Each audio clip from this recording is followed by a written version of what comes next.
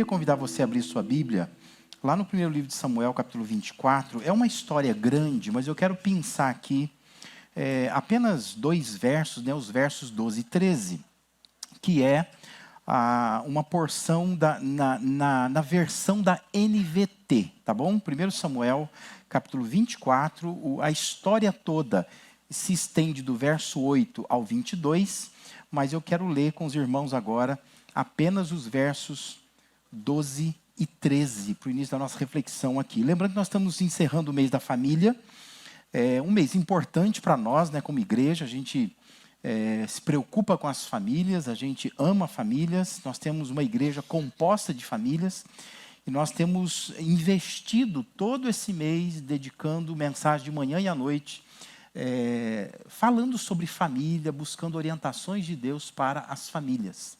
E hoje nós estamos encerrando essa série, e o nosso desejo é que Deus esteja, por meio disso, transformando as nossas famílias, especialmente aqui da igreja, aqueles que estão acompanhando de casa também. Mas 1 Samuel 24, verso 12 e 13, diz assim: que o Senhor julgue entre nós dois. Talvez o Senhor castigue o rei por aquilo que procura fazer contra mim, mas eu jamais lhe farei mal. Como diz o antigo provérbio, de pessoas perversas vêm atos perversos. Por isso o rei pode estar certo de que eu jamais lhe farei mal. Amém? Não sei se você localizou quem está falando aí, né, e qual é a parte da história aí, mas essas são palavras de Davi. Davi falando para Saul. Quando a gente fala de família, nós precisamos evitar dois extremos. Um extremo é a gente romantizar a família, como se conflitos não existissem, especialmente família cristã. A gente cria uma expectativa errada, errônea, quando a gente pensa assim: porque nós somos crentes, porque a nossa família toda vai à igreja. A gente pode criar uma expectativa, uma falsa ideia romântica de que conflitos eles não existem. Isso é um extremo. E o outro extremo é tratar conflitos como justificativo para destruir relacionamentos. A gente achar assim, já que a gente romantiza a família cristã como uma família que não tem problemas, se há problemas, os problemas justificam o rompimento da família, já que estamos tendo problemas, não é? Mas conflitos, eles são inevitáveis. A forma de lidar com eles é que determina se uma família será destruída ou se essa família será fortalecida. Os conflitos no ambiente familiar, e em outros ambientes também, geralmente eles ocorrem em função de vários fatores, ou até mesmo de combinação de alguns fatores, né? Às vezes são expectativas frustradas, às vezes é falta de comunicação, daí vem muito conflito, é muito comum isso no dia a dia do lar. O excesso de confiança, a quebra dessa confiança, quando a gente depositou confiança em alguém e quebrou. A falta de humildade, falta de perdão. E a isso a gente pode acrescentar uma grande lista de coisas que geram conflitos na família, que vão deflagrando esses conflitos. Mas 1 Samuel 24 fala dessa realidade de conflito entre pessoas, no caso aqui, entre duas pessoas, entre o Davi e entre o Saul. O Davi, ele não negou o conflito, mas Davi decidiu lidar com aquele conflito de uma forma piedosa, de uma forma correta, cristã, a gente poderia dizer assim. À primeira vista, você pensa assim: Davi e Saul são apenas rivais na disputa por um reino. Só que a gente precisa lembrar que Saul era sogro do Davi. O que nós temos aqui é uma briga de família, na verdade. O capítulo 18 de 1 Samuel, a partir do versículo 19, vai descrever como que o Saul entregou a sua filha Mical para Davi. Se você ler a história lá, você sabe que antes da Mical, o Saul tentou fazer Davi casar com a Merabe, que na perspectiva de Saul, tornar Davi parente dele era uma forma de destruí-lo. E quando ele entrega a Mical, ele põe um preço na Mical. E o preço que Saul coloca para Davi, na filha dele, da Mical, é que Davi tinha que matar 100 filisteus. Só que para o Saul, nisso Davi ia morrer. Então ele não tinha intenção real, verdadeira, sincera, de tornar o Davi parente dele. Mas ele queria usar isso como uma estratégia para poder eliminar o Davi. Em 1 Samuel 24, nós encontramos um homem que tinha todos os motivos para reagir com violência. Davi tinha todos os motivos para se vingar, para destruir o Saul, porque antes do capítulo 24, nós temos uma história de perseguição desse sogro contra o genro dele. E não é nada amistosa a relação entre os dois. As famílias, de modo geral, elas são compostas por pessoas com tantas diferenças como Davi e o Saul. E podem surgir tantos conflitos. Só que a gente precisaria olhar para tudo isso na perspectiva de Deus e pensar assim, que Deus, ele realmente une, Deus ajunta pessoas diferentes, porque o desafio é a gente aprender a conviver com essas diferenças que há entre nós, né? Para que você não fique muito perdido assim, porque você deve pensar assim, mas peraí, se o Saul e o Davi, se eles tinham um laço de parentesco, quando é que começa essa ideia de Saul de querer acabar com Davi? Aonde nasce esse ódio? Lá no capítulo 18, no versículo 9, vai dizer assim, ó, daí em diante, Saul olhava com inveja para Davi. Isso diz lá no texto. A partir do quê? É a partir de uma história muito conhecida. A história é quando Davi vence Golias. Quando Davi vence Golias, ele acaba, na verdade, com um capítulo de guerra dos filisteus contra Israel.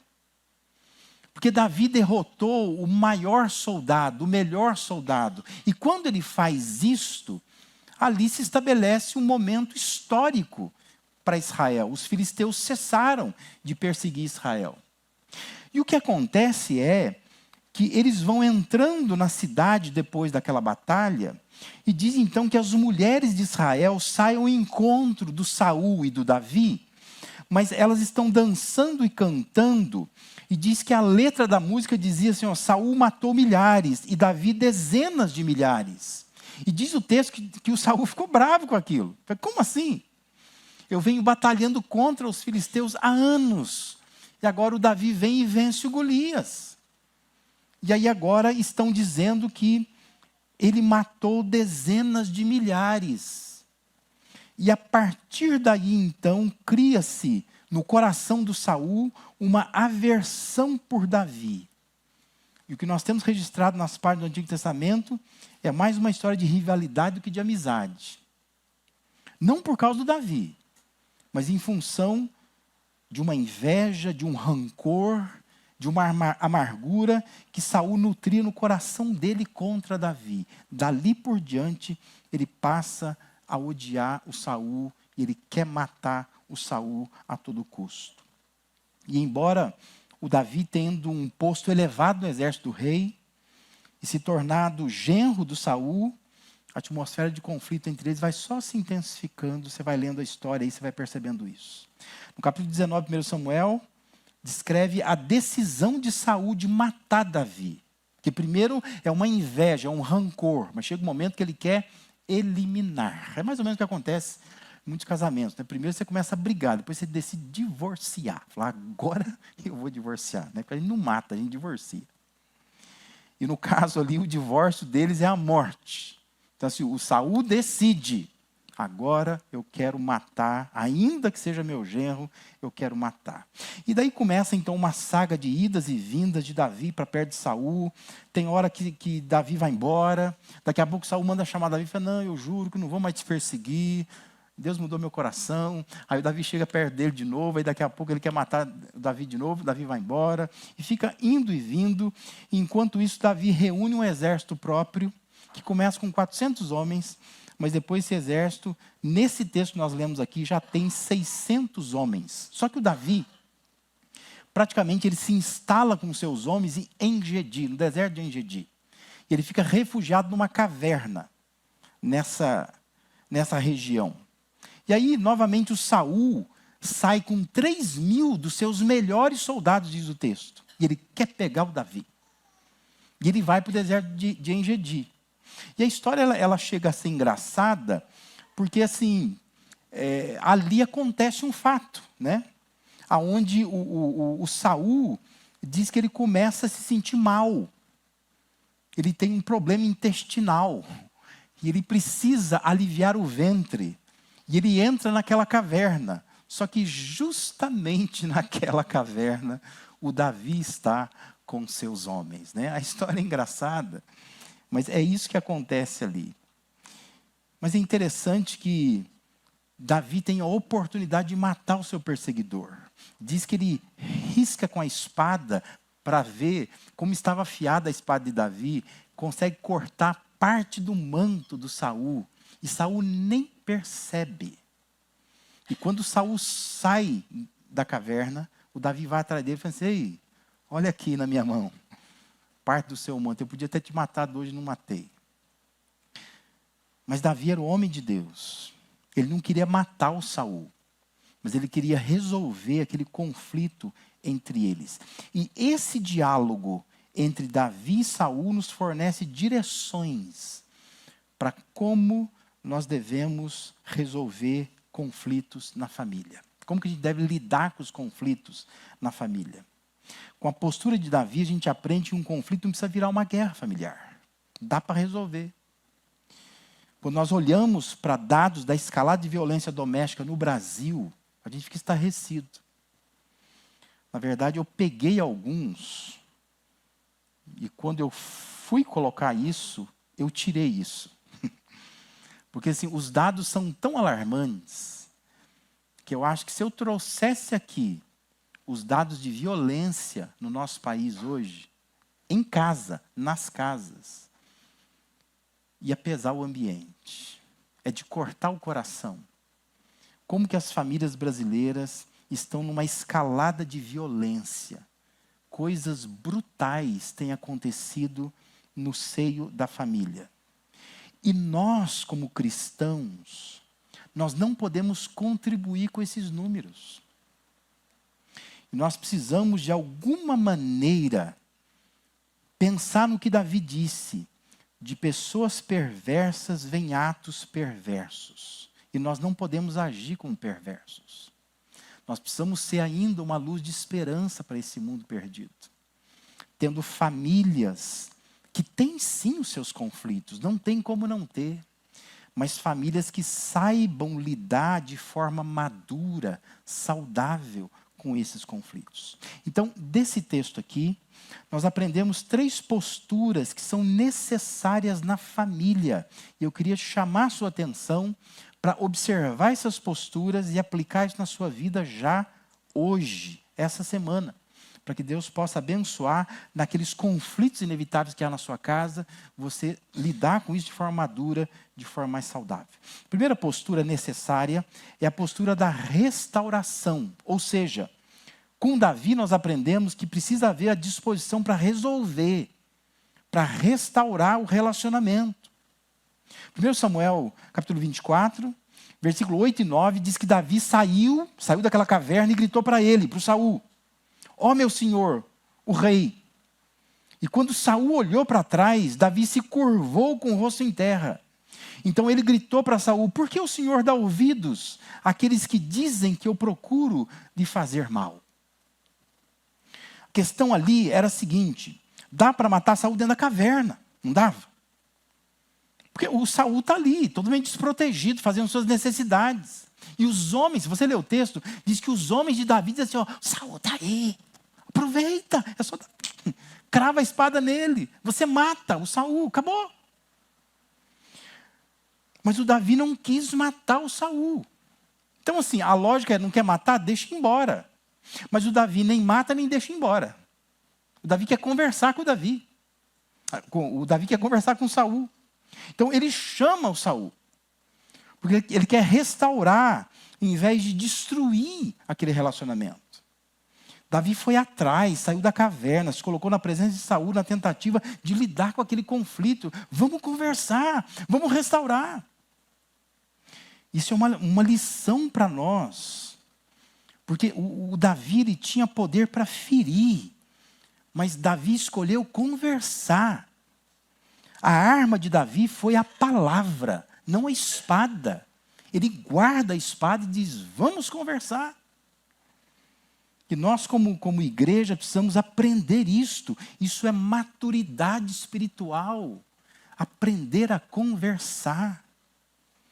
Os casais não podem fazer greve de palavras, né? Não conversa mais, fica em silêncio. Isso é estranho. Deveria ser muito estranho no ambiente cristão. A gente deveria permitir isso acontecer. As famílias não podem ficar sem se falar. Precisa aprender a sentar e a lidar com a situação que está acontecendo. Davi ele demonstrou disposição para resolver. Ele manteve uma postura de restauração. Temos um problema? Temos. Então vamos sentar e vamos resolver. Vamos conversar, vamos restaurar esse problema. Mas não dá para ignorar o problema.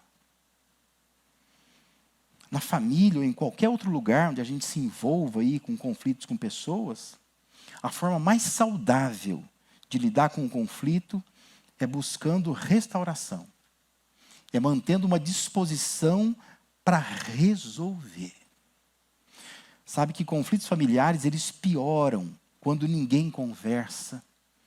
Quando a gente, ao invés de conversar, a gente ataca. A gente começa a atacar. A gente começa por uma lista mental, né? Na nossa mente a gente começa a ver os pontos negativos da outra pessoa. Que a gente tenta afirmar para nós mesmos que a outra pessoa está errada. Eu estou certo. E você demoniza a outra pessoa. E você constrói na sua cabeça uma imagem negativa da outra pessoa. Daqui a pouco você começa a atacar a outra pessoa. Geralmente para os outros. Você começa a falar para os outros. Você não sabe o que meu marido está fazendo em casa. A minha esposa, olha, só Deus sabe o que eu passo lá. Meu filho não tem condição mais. E você começa então a atacar, porque você quer ver quais são os ecos que virão, né? Se as pessoas dirão para você, você tem razão ou não tem razão. O problema é que dependendo de onde você falar, tem gente que vai dizer assim, ó, se divorcia, abandona teu filho, não é? Já lidei com muitos casos assim. Pais que não vão mais fazer nada pelo meu filho. Vai fazer o quê? Vai jogar na rua, né? Um menino de 6 anos, botar uma mochilinha nas costas, mandar embora. Não dá.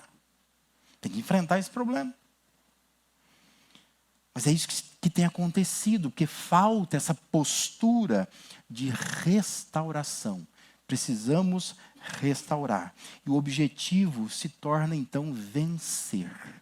A gente acha que vida em família é uma batalha e alguém tem que vencer. E a gente pensa assim, se alguém tem que vencer, esse alguém sou eu.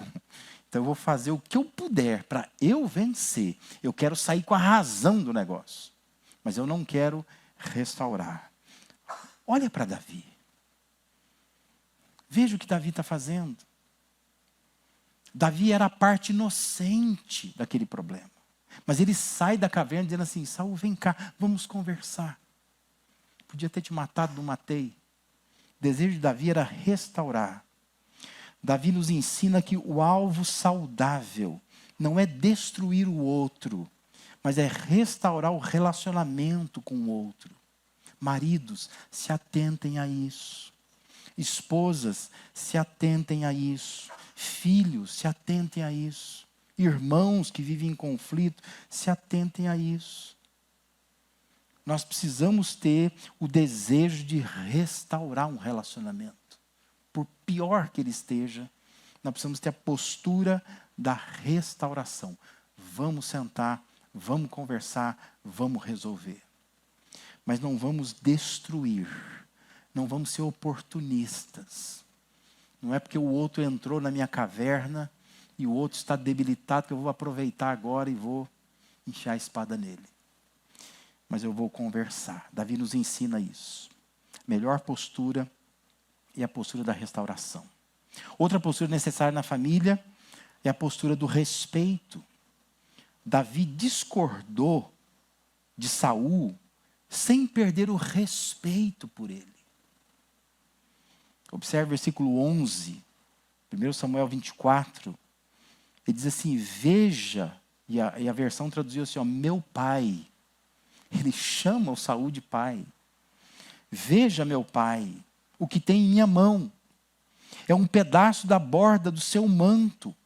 Cortei seu manto, mas não matei o rei.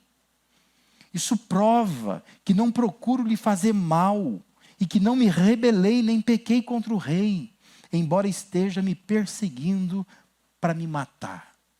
Davi, ele demonstra um profundo respeito pelo seu sogro, pelo rei Saul. E é bonito de ver isso. Um pedaço do manto nas mãos de Davi era a prova de que ele teve oportunidade de matar. Mas ele decidiu deixar isso nas mãos de Deus. Eu não vou matar. Eu não vou acabar com a pessoa. E esse talvez seja um dos pontos mais profundos do texto. Porque mesmo ferido, como Davi se sentia, mesmo perseguido, Davi chama Saul de meu senhor, de meu pai, continua o chamando de rei, e isso é impressionante. Saul estava olhando para Davi com olhos errados, mas Davi não poderia pagar com a mesma moeda. Davi estava olhando para Saul, tentando manter diante dele a imagem de que Saul é um ungido do Senhor. E ele fala isso. Eu não vou levantar minha mão contra o ungido do Senhor. Davi demonstra um profundo respeito por Saul. O verso 12 diz que o Senhor julgue entre nós dois. Talvez o Senhor castigue o rei por aquilo que procura fazer contra mim, mas eu jamais lhe farei mal. Davi está dizendo, se Deus quiser colocar sobre o rei Saul alguma consequência pelo que tem feito, que Deus faça isso. Mas eu com a minha mão não vou fazer. Porque eu tenho respeito pelo rei, eu tenho respeito pelo meu sogro. Deixar que Deus cuide de forma justa dos conflitos com pessoas e na família não é algo fácil, mas é algo necessário e indiscutivelmente mais saudável para se lidar com os conflitos familiares de forma madura. Desde o capítulo 18 de 1 Samuel, nós já encontramos declarações como lá no versículo 12, quando diz assim, Saul tinha medo de Davi, porque o Senhor o havia abandonado e agora estava com Davi. Eu queria que você se lembrasse que no capítulo 16 de 1 Samuel, Davi já tinha sido ungido rei de Israel. O Samuel foi na casa do pai dele e já ungiu o Davi como rei de Israel. Mas ainda assim, o Davi não toma o trono. Davi respeita Saul pela posição que ele ainda ocupava. Mesmo sabendo, eu já fui ungido rei de Israel. Mas eu não vou dar uma rasteira nele, eu vou deixar até o momento em que ele resolve então sair do trono, ou que Deus o tire do trono, aí eu vou ocupar o trono. Respeito. Ainda que o Saul não merecesse estar ali, ainda que o Saul não tivesse mais direito de estar ali, ainda que não estivesse cumprindo fielmente o seu papel ali de rei, ele ainda ocupava o trono, e Davi respeitava isso. Presta atenção numa coisa. Quando nós falamos de família, quando a gente fala de relacionamentos familiares, não se trata de pessoas que mereçam respeito, mas de pessoas que precisam de respeito. Entende a diferença? Ainda que o seu pai não seja um bom pai, mas se ele é o seu pai, você respeita o seu pai. Ele pode não ser o melhor pai do mundo, mas o que a Bíblia diz é que os filhos têm que respeitar os seus pais. Ainda que a sua mãe não esteja cumprindo corretamente o seu papel de mãe, respeite a sua mãe. Honre a sua mãe. Ainda que o seu filho não mereça ser chamado de filho mais, pelos comportamentos dele, respeite o seu filho como seu filho. como aquela herança que o Senhor deu. Ainda que seu marido se comporte como um péssimo líder, uma cabeça ruim, alguém que não toma decisão, que não te faz se sentir amada, que não cuida de fato da família. Ainda assim, a Bíblia diz que é para você respeitar o seu marido, como cabeça dessa casa. Ainda que a sua esposa não cumpra o papel dela, que ela deixe muito a desejar, e que te faça extremamente infeliz, respeite a sua esposa. Porque ainda ela está nesse papel de esposa. Hoje muitos conflitos familiares se tornam ofensivos, humilhantes, violentos, às vezes verbalmente, às vezes fisicamente, porque as pessoas perderam a capacidade de discordar com respeito. Perderam o respeito. E qualquer coisa já parte para uma agressão verbal, já parte para uma agressão física, e isso é muito ruim, especialmente no contexto cristão. Se a gente quer lidar com os conflitos de forma saudável, nós precisamos tratar outra pessoa com respeito. Respeito é uma postura que precisa ser inserida em nossas famílias. Haja o que houver, olhe para outra pessoa com respeito. Davi estava num conflito terrível com seu sogro. Mas ele ainda assim olhava para o Saul com respeito. Ele é o rei. Ele é o Senhor soberano sobre mim. Ele está no trono ainda. Ele é ungido do Senhor. E eu o respeito por isso. Por mais que ele não mereça o meu respeito. Mas eu devo respeito a ele. E Deus honrava Davi. Por causa disso, Deus vai honrar você, se você tiver respeito também. Em terceiro lugar, uma outra postura necessária na família é a postura da renúncia. 1 Samuel 24, versículo 14, Davi diz assim: afinal de contas, a quem o rei de Israel procura capturar? A quem persegue? A um cão morto? A uma pulga? Davi, ele não assume uma postura arrogante. Davi, ele não tenta provar superioridade. Davi não joga na cara do Saul dizendo assim, ó, você não está sabendo não que lá na casa do meu pai o Samuel já me ungiu o rei de Israel? Você nem deveria estar ocupando esse lugar aí? Davi não faz jogo de palavras. Mas Davi se coloca diante de Saul, renunciando os seus direitos, com muita humildade. Davi, ele era um ex-roceiro que conseguiu ajuntar 600 homens. Capítulo 23, versículo 13 fala isso. Saul, ele foi para o deserto de Engedi com 3.000 dos seus melhores homens de Israel, diz o capítulo 24, versículo 2. Esse confronto, ele é totalmente injusto. Porque Davi nem era tão experiente na guerra, assim, ele venceu Golias pela graça de Deus, pela força do poder de Deus.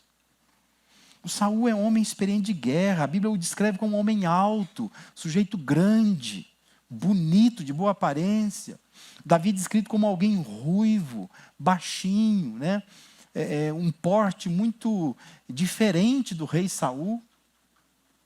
Quando você comparasse os dois, você diria, puxa, é muito injusto isso aí, não é?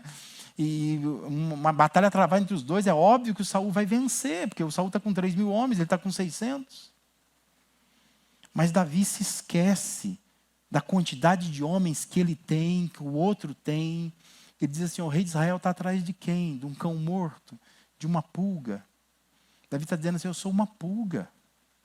Eu sou um cão morto. Por que está brigando comigo? Que mal que eu posso te fazer? Estou com o teu manto na mão aqui, ó. Poderia ter te matado lá dentro da caverna, enquanto fazia as suas necessidades. Não fiz isso.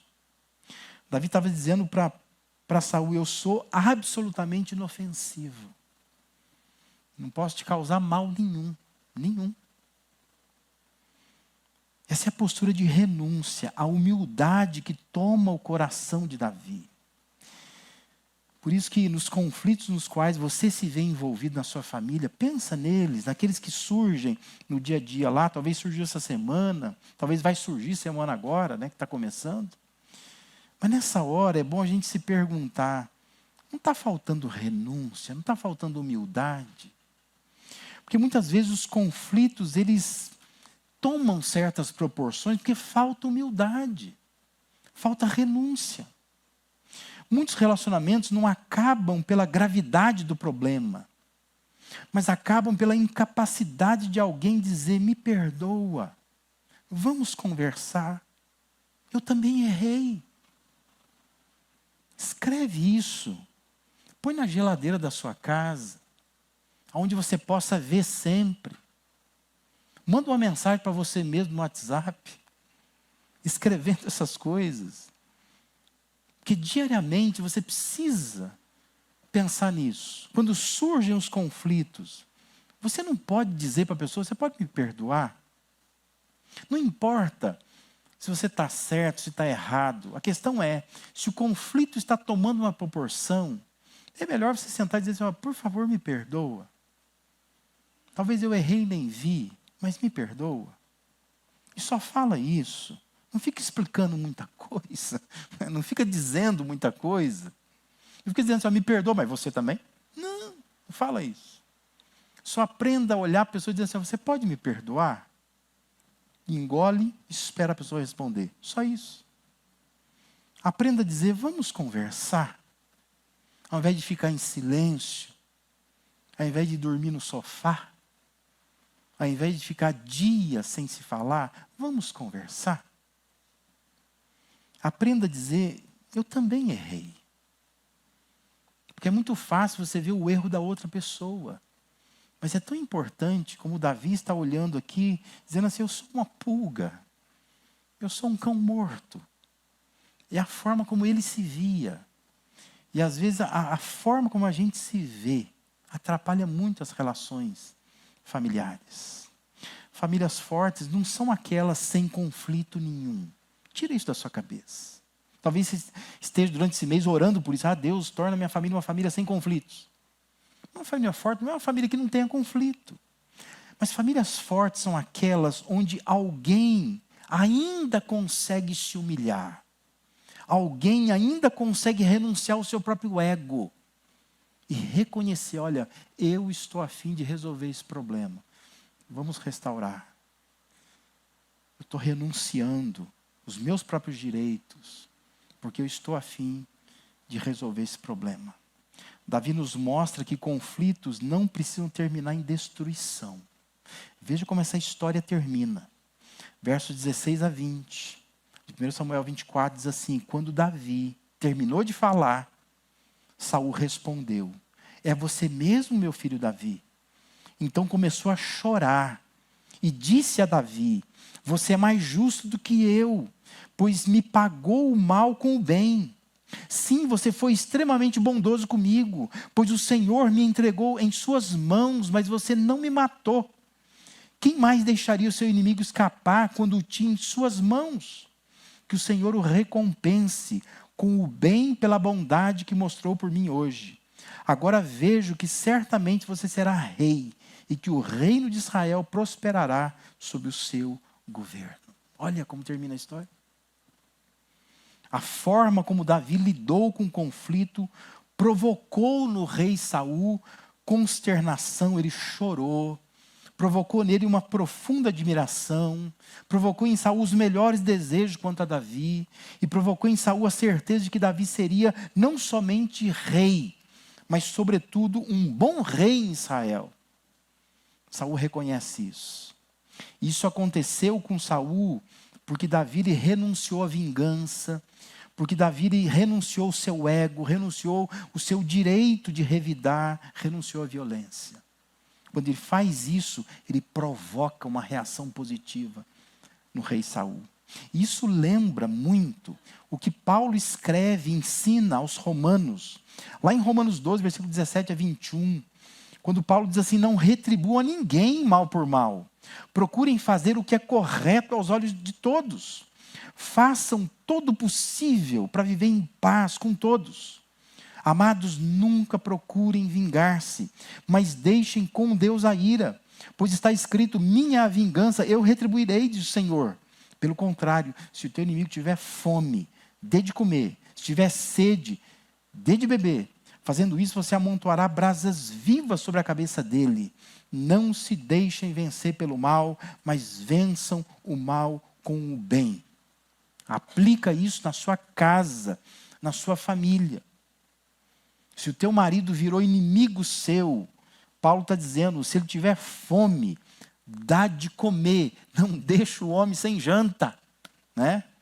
Vai piorar o conflito. Não fiz janta hoje. Por quê? Porque nós brigamos. Então não vai ter janta hoje. O jeito de Deus resolver as coisas é faz janta para o homem. E capricha na janta. Faz a melhor janta. Faz ele entrar em casa e sentir aquele cheiro assim. Que delícia. Deve ter outra mulher em casa fazendo. Não é a mesma. Aquela mulher brava, nervosa. Cheia da TPM. Mas ela resolveu olhar para esse marido e fazer conforme Deus quer que faça. Tiver fome, dá de comer. Tem sede, dá de beber. Fazendo isso, você amontou a brasa viva na cabeça dele, dela. Fica pensando, por que me trata bem se eu estou tratando mal? Isso é a receita de Deus para curar os relacionamentos. Mantenha essa postura em sua família. E quando você faz assim, os conflitos, ainda que não desapareçam, porque essa não é a ideia, não vai desaparecer, mas eles vão ser resolvidos com maturidade, eles vão ser resolvidos de forma saudável. Pensa nisso, restauração. Restauração responde à pergunta, o que você quer? O que você quer? Quando você pensa em restauração, a questão é, o que você está querendo? Que há pessoas que estão esticando problemas, meses, anos. O que você quer com isso? Se a sua postura for de restauração, então restaura. Vai atrás, senta, conversa, mas restaura. Se você tiver uma postura de respeito, é você responder quem é o outro para você. Como é que você está olhando a outra pessoa? Respeita a pessoa. Às vezes é o filho que Deus te deu, que você orou tanto. É a esposa por quem você tanto orou. É o marido que você tanto pediu a Deus. Respeita. Quem é ele para você, quem é ela para você?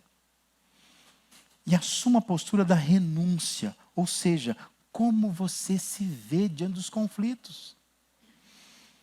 Porque há pessoas que são dominadas por um ego tão absurdamente grande que elas acham que elas sempre estão certas. Sempre estão corretas. E não conseguem renunciar a nada. Não abre mão de nada. Não se pode falar nada. Que dali ela arranca o motivo para dizer, está vendo? Você falou isso. É difícil conversar com a pessoa.